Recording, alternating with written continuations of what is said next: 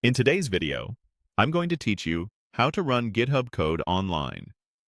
Start by opening your GitHub dashboard in your browser. From here, look for the option to create a new repository.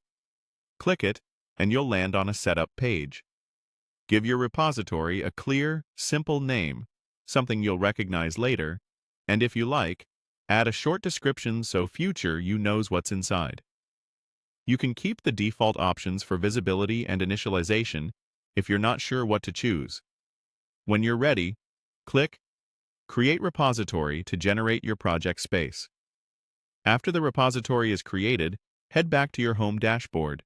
Then open the repository you just made from the list. Inside the repo, use the Add File button and choose Create New File. At the top, type a file name. If you plan to host a simple website, name it index.html. In the editor below, paste or write your code.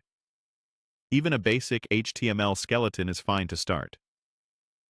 Below the editor, write a short commit message describing what you added, keep the option to commit directly to the default branch, and click Commit Changes to save your new file.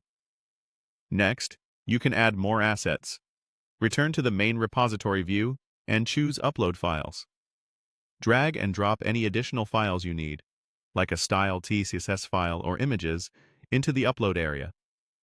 Again, add a brief commit message so your history stays understandable, then click Commit Changes to finish the upload. GitHub will store everything and make your repository accessible online. At this point, your code is live in your repository, and anyone with access can view the files in a browser.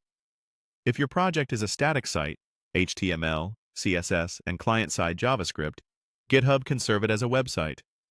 Once your index.html and related assets are in place, you'll be able to get a link to your static site through GitHub's built-in hosting features. Make sure your HTML references your CSS and JavaScript with correct relative paths, like linking to buzz/style.css, so everything loads correctly when viewed online. A few quick tips as you work. Keep commit messages short but descriptive so you can track changes later.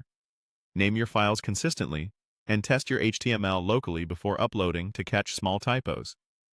If you need to edit anything, open the file in your repository, make your changes in the web editor, and commit again. No extra tools required.